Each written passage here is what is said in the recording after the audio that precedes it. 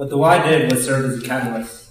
The staff at the Y really didn't say, well, wouldn't it be great if you did this, that, or the other thing? But they served as the facilitators for students to become involved in the life of the university.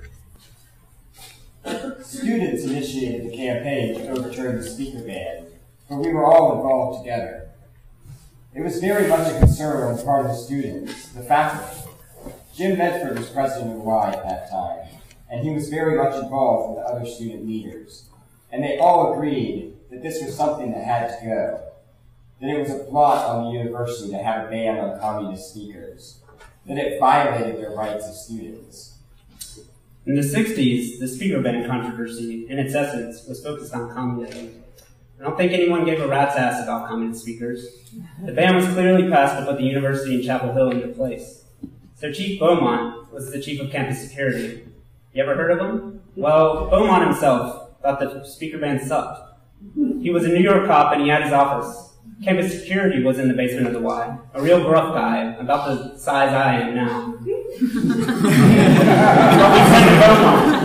Listen, we're going to bring Aptheker across the wall, and we're going to walk him up to Silent Sam. He's the chief theoretician of the American Communist Party, and he's going to speak.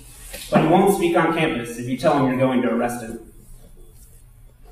I can recall very clearly the day we were at the wall, and each person had their script, and Professor Van Alstyne was advising the students.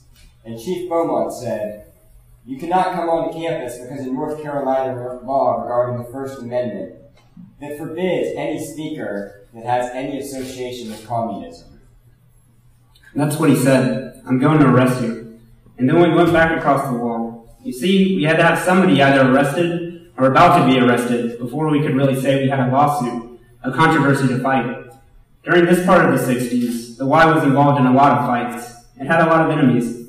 The Y has always been a focal point in community involvement, taking unpopular stands on social issues, which tended to piss people off. It's the way it is. I wasn't here. I was in law school or maybe practicing law when they supported the cafeteria workers.